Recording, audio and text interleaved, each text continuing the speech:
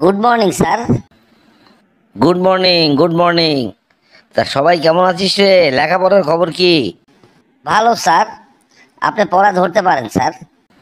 আচ্ছা, দেখি কয়েকটা প্রশ্ন ধরলেই বুঝতে পারবো লেখাপড়ার খবর কেমন, ভালো।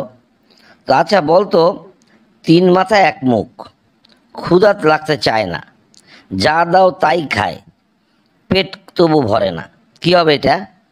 তিন মাথা এক মুখ, ক্ষুধা লাগতে চায় না, যা দাও তাই খায়, পেট তবু ভরে না। এইটা হবে স্যার, এইটা হবে চুলা স্যার। ওরে বাবা, তুই এমন প্রশ্নের উত্তর দিয়ে দিলি, আমি তো অবাক হয়ে গেলাম রে। মনে হচ্ছে তুই কিছু লেখাপড়া করেছিস। আচ্ছা, এই প্রশ্নটার উত্তর দে তো। ধরুন না স্যার, ধরুন কি প্রশ্ন আপনি ধরবেন। আচ্ছা বলতো, সাথে সাথে থাকি কিন্তু ধরতে না পারি, আলো পাইলে বাঁচি, অন্ধকারে মরি, কি হবে এটা? আজকে খুব কঠিন কঠিন প্রশ্ন ধরছেন স্যার।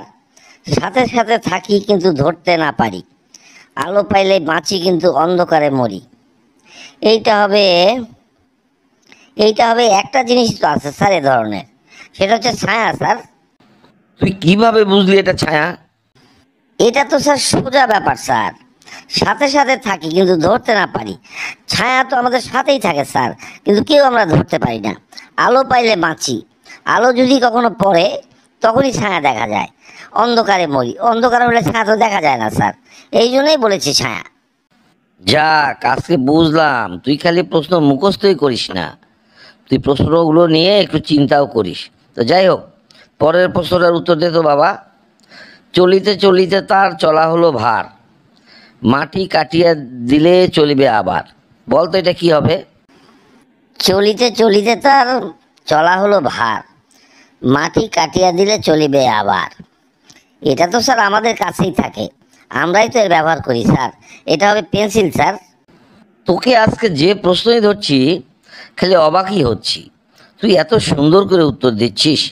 আচ্ছা বল তো, মরা দেখো হেঁটে যায়, আজ তো পাওটা গিলে খায়, এটা কি হবে? প্রশ্নটা ঠিক বুঝতে পারলাম না স্যার, এখানে একটু বুঝিয়ে দিন। মরা দেখো হেঁটে যায়, আজ তো পাটা গিলে খায়, আপনি বললেন পাওটা গিলে খায়, কোনটা হবে স্যার? আরে গাধা, পাও আর পা একই হলো রে। এটা অনেক সময় এইভাবে প্রশ্নে বলতে হয়। ও, এই কথা বলুন স্যার। তাহলে প্রশ্ন হবে মরা দেখো হেঁটে যায়, আজ তো পাটা গিলে খায়, এটা হবে জুতা স্যার। আচ্ছা দেখি এবারের প্রশ্নটার তুই কি উত্তর দেস। ছোট ছোট পোলাপান দুধ ভাত খায়, বড় বড় গাছের সাথে যুদ্ধ করতে চায়, এইটা কি হবে বলতো?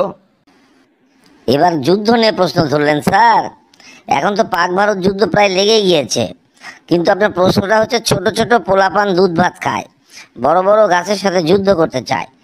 এইটা তো খুব কঠিন প্রশ্ন স্যার, থামেন একটু চিন্তা করি স্যার। আচ্ছা ঠিক আছে, তুই চিন্তা ভাবনা করেই উত্তরটা দে।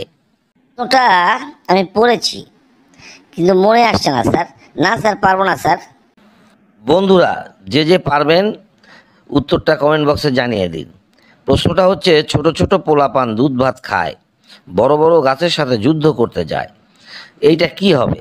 ধন্যবাদ, সবাই ভালো থাকুন, সুস্থ থাকুন।